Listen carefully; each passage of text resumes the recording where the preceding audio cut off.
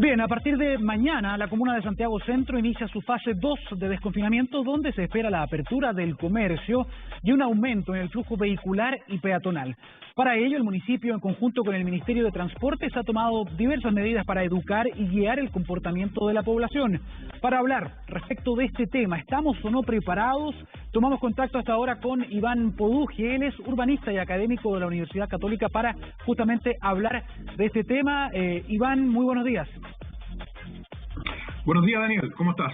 Bien, ¿y tú? ¿Cómo va todo? ¿Estás en la casa, me imagino? Sí, ex académico de la Universidad Católica, ya no soy académico de la Universidad Católica, pero salvo eso, la introducción está muy bien. Gran sí, punto, tienes razón, hecho el alcance, ex académico de la Universidad Católica.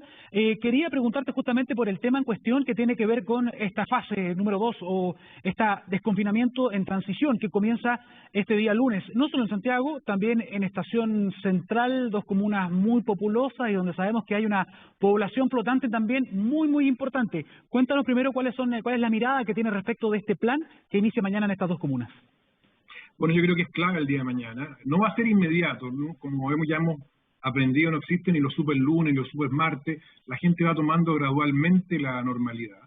Pero sin duda que es muy importante porque estas dos comunas agrupan a la gente quizás que peor lo ha pasado, porque la gente que vive en departamentos muy pequeños, que ha pasado el encierro, digamos, de manera bastante dura, y además muchos comerciantes que no han podido trabajar y que tienen su empleo en riesgo. Por tanto, es muy importante hacer la apertura.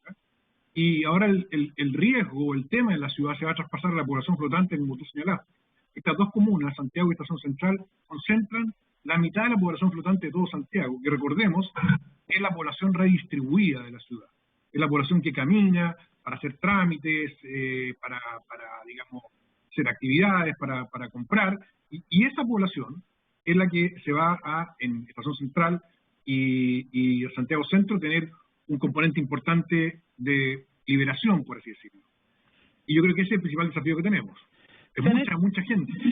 Se han hecho algunos mapas, algunos observatorios de ciudades y se han podido establecer que hay zonas de alta densificación, tanto en Estación Central como en Santiago, y también se ha estudiado la manera en que estas personas que viven aquí se mueven, se transportan, pasan su día a día, comparten a nivel de barrios, y el temor que ocurre acá, Iván, el temor que tienen también muchos especialistas, es que las aglomeraciones se pueden volver algo inevitable, considerando cómo funcionan estas ciudades, horarios punta, vuelta del trabajo, comercio no esencial que va a estar funcionando.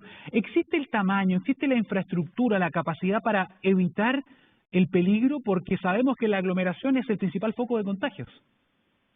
La ciudad, por definición, Daniel, es un espacio pequeño donde mucha gente se junta, ¿ya?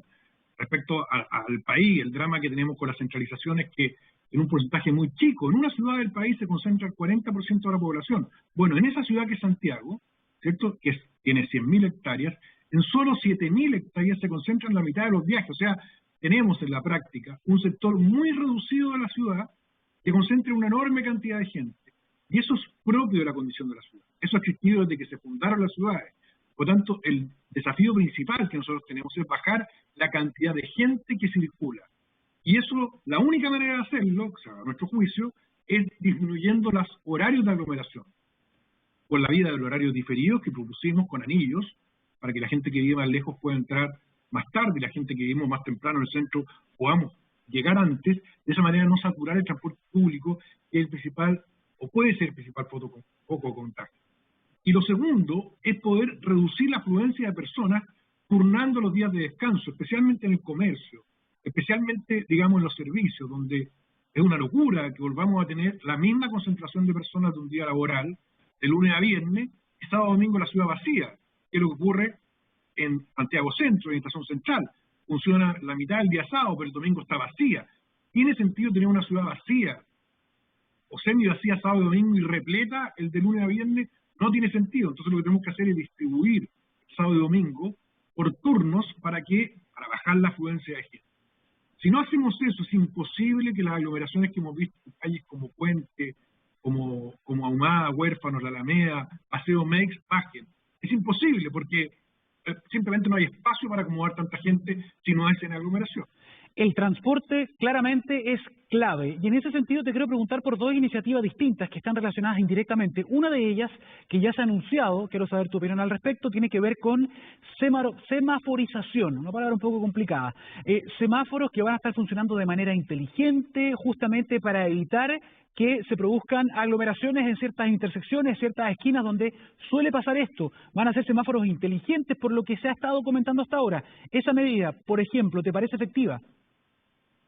Muy efectiva, pero ya existe. La UOCT es eso. La UOCT, que siempre presta sus cámaras para que los noticieros y la prensa muestren las imágenes, es básicamente un sistema de semáforo inteligente donde las frecuencias, los ciclos de las luces verde y roja se programan en función de la afluencia de gente o la afluencia de autos. Por lo tanto, es una medida, sí, que funciona, pero que ya existe, no es ninguna novedad, digamos. Y lo que uno puede hacer es optimizar esas programaciones, pero no va a generar una gran diferencia. Sí, porque estaba hablando con el encargado justamente de inteligencia artificial de la UST y nos estaba adelantando hace una semana o 2 semanas atrás que obviamente están poniéndole más inteligencia al sistema, porque además, ¿te acuerdas tú? Y yo siempre pensé que esto era un mito urbano. ¿Te acuerdas de estas cajitas que están en los semáforos donde uno aprieta un botón para que se ponga la luz verde, etcétera? Yo siempre pensé, ignorantemente, que era un mito, que no funcionaban, pero efectivamente van a poner, entiendo, van a haber más presencia de esto y sí tienen un funcionamiento. Hay mucha gente que dice, no, ¿para qué aprieta eso si no funciona? Dicho eso, no funciona. Matado ese mito, te quería preguntar por el otro tema que tiene que ver, y esto también es muy clave, y se ha visto en Europa, por ejemplo, un aumento interesante, muy importante, en el uso de transporte alternativo, básicamente de bicicletas. Eso podría ayudar a descomprimir mucho para las personas, obviamente, que no tienen que recorrer una distancia muy grande, puede ayudar a descomprimir mucho el sistema de transporte público, que sabemos que ese puede ser un foco importante de contagios. ¿Estamos preparados? ¿Estamos al día con esa infraestructura? Estoy hablando de las ciclovías. A ver, mira, hay que tener cuidado con la ciclovía, porque ¿cuál es el principal foco de preocupación del retorno a la normalidad? El principal foco de preocupación sobre la población está en mayor riesgo de contraer el COVID. Al final, muchos vamos a contraer el COVID. Pero ¿a quiénes tenemos que cuidar de sobremanera? A nuestros adultos mayores, a las personas enfermas crónicas, a las personas con sobrepeso, donde muchos hemos ingresado en ese club con la pandemia, ¿cierto? Bueno, esas personas, y además que tienen horarios más regulares, no son los usuarios de ciclovía. Los usuarios de ciclovía son personas más jóvenes, son personas, digamos, que tienen buen estado físico, tienen alguna flexibilidad en el horario de entrada y salida. Entonces, hay que tener cuidado con medidas que pueden implementarse rápido, pero que no van al... ¿cierto? El foco del problema hoy día son las personas que se van a aglomerar si no hacemos horarios diferidos en la estación La Fiscenda intermodal, en Pajaritos con 5 de abril en Maipú, en Los Libertadores en Quilicura, donde es imposible hacer un trayecto en bicicleta porque te demoraría 1 hora y media. Entonces, esos focos, el paradero 14 de la Florida, Santa Rosa, el paradero 32, esos focos son los que tenemos que cuidar, porque ahí tenemos adultos mayores, tenemos enfermos crónicos que no se pueden exponer a una aglomeración muy grande. Y por eso es tan importante que hagamos horarios diferidos. ¿Es más complejo que implementar ciclovías? Sí, pero reduce la afluencia de personas en condición de riesgo en estaciones de metro, en paraderos y en buses. ¿Qué es lo que tienes que hacer en la práctica? Tú tienes horarios diferidos, baja la hora punta, no la acumula en un periodo. Si mantiene la misma frecuencia de trenes y de buses, va a tener menos personas por metro cuadrado. Esa es la clave, ¿ya? Las ciclovías también, yo te diría que no, o sea, no me negaría, pero ojo, siempre no les quiten espacio vial a personas que requieren ir en sistemas motorizados y en la población de más riesgo, adultos mayores, enfermos crónicos, personas con sobrepeso, que están más expuestas al COVID. Ellos son la prioridad y ellos no andan en bicicleta. Sí, el único problema acá, Iván, no sé tu mirada al respecto, es que muchas veces estas decisiones subestiman un poco los últimos hallazgos científicos al respecto. Estaba leyendo que en Santiago, en la Estación Central, se va a pedir una distancia recomendada de 1 metro como distancia segura entre las personas. Sin embargo, hay varios estudios que están poniendo en duda que eso sea completamente eficiente. Se habla al menos de 1,5 metros, 2 metros o más, si es que se logra descubrir, como ya se está planteando, que las partículas pueden viajar, por ejemplo, en el humo del cigarro, o que pueden estar flotando en el aire vivas, contagiantes. Eso todavía no se comprueba, pero de llegar a ser así, evidentemente este tipo de aglomeraciones podría ser un problema. Y yo no sé si efectivamente tenemos un espacio real, tú mismo has dicho que los espacios son acotados, para hacer esas separaciones. Hoy, que es un día, que es fin de semana, que hay cuarentena obligatoria, vemos que hay unas colas, unas filas en algunos negocios que son realmente alarmantes. Entonces, uno dice, ¿qué va a pasar cuando abra todo el comercio, cuando esté toda la gente en la calle? Bueno, lo que va a pasar, Daniel, es lo que vemos siempre, ¿ya? A ver, te explico, o sea, es bastante obvio. La gente primero está enferma con el encierro, ¿ya? Yo tengo la suerte de vivir en una casa amplia y tengo niños, ¿ya? Pero igual estamos ya desesperados. Pero yo conozco la realidad que viven los vecinos de Estación Central, los vecinos de Quinta Normal, los vecinos de Santiago Centro, de la avenida Santa Isabel, ¿cierto? Que viven en departamentos de 30, 40, 50 metros cuadrados, a veces con niños.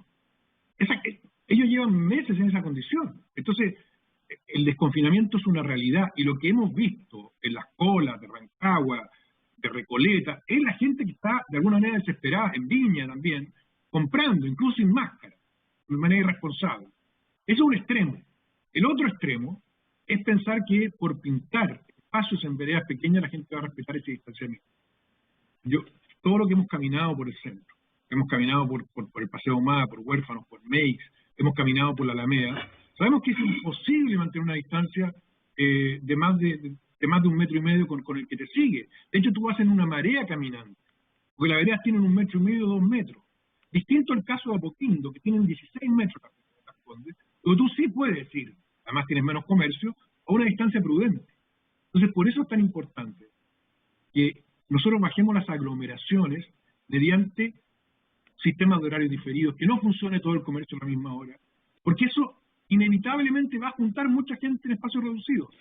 Y eso es lo que tenemos que hacer, ¿ya? Porque tampoco vamos a decirle a la gente que tiene su comercio cerrado, que vive de tener su negocio, digamos, que en el centro, en Bandera, donde sea, que va a tener que estar otros 3 meses, porque ya hemos visto lo que pasa en Buenos Aires, donde además de aumentar los contagios, la economía está quebrando. Entonces, el desconfinamiento tiene que ser con inteligencia. Parte de la inteligencia es no acumular a la gente a la misma hora en los mismos lugares. Creo que ese es el desafío.